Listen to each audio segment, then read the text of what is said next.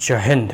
आइए हम लोग जो है पॉलिटिकल साइंस PSIR का एक अनदर क्वेश्चन को डिकोड करने का प्रयास करेंगे, समझने का प्रयास करेंगे। देखिए बहुत ही इंपॉर्टेंट क्वेश्चन है, ठीक है। 1980 में पूछा गया है। क्वेश्चन नंबर 1 है पेपर 2 सेक्शन बी का।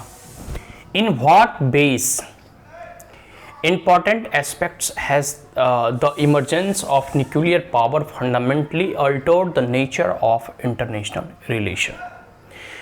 देखो एक समय था और खास करके 1980 में पूछा गया तो उस वक्त द्वितीय विश्व युद्ध का दौर चल रहा था, ठीक है। तो एक देश के बाद मतलब दूसरे देश जो है परमाणु परीक्षण को लालायित थे और कई राष्ट्रों ने परमाणु परीक्षण किया भी, जिसमें कि सर्वप्रथम आप लोगों को मालूम है कि यूनाइटेड स्टेट ऑफ अमेरिका ने, जो कह सकते हो कि द्वितीय विश्व युद्ध ही चल रहा था उसी वक्त, ना ही वह सिर्फ परमाणु परीक्षण किया बल्कि परमाणु हमले भी जापान पर कर दिए। नागासाकी और हिरोशिमा में आप लोगों को मालूम ही होगा।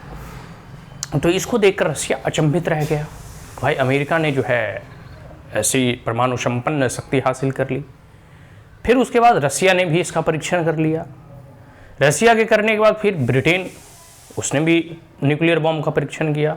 और ब्रिटेन के बाद फिर फ्रांस ने कर लिया। और फ्रांस के बाद फिर चाइना ने कर लिया। और चाइना जैसे किया तो भारत का कान खड़का, भारत ने कर लिया।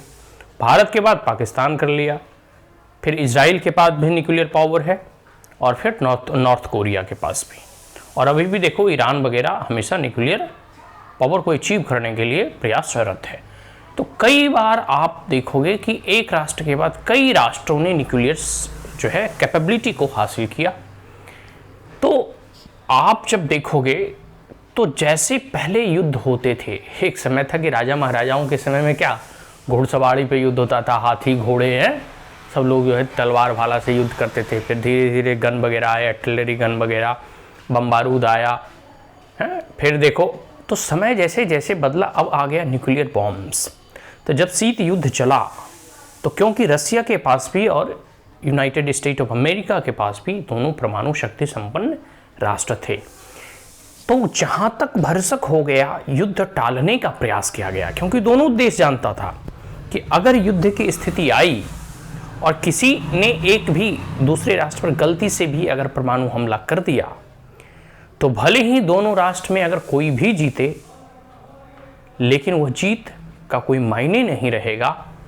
क्योंकि जब आप दो राष्ट्र अगर आपस में टकराएंगे और दोनों परमाणु संपन्नशाली हैं तो स्वाभाविक सी बात है इतनी तहस नहस हो जाएगी कि फिर दुनिया और वह देश जीने लायक और रहने लायक नहीं रह पाएगा।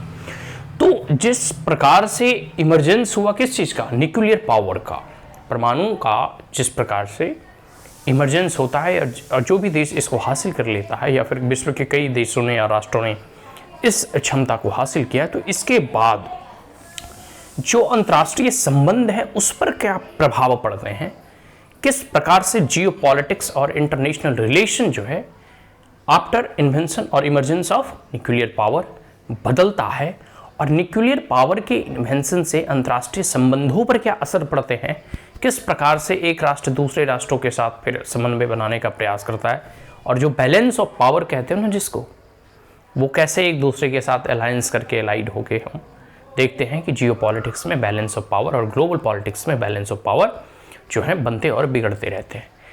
तो परमाणु शक्ति हासिल करने के बाद, जैसे अब इस कह सकते हो कि एशिया कंटिनेंट को ही ले लो।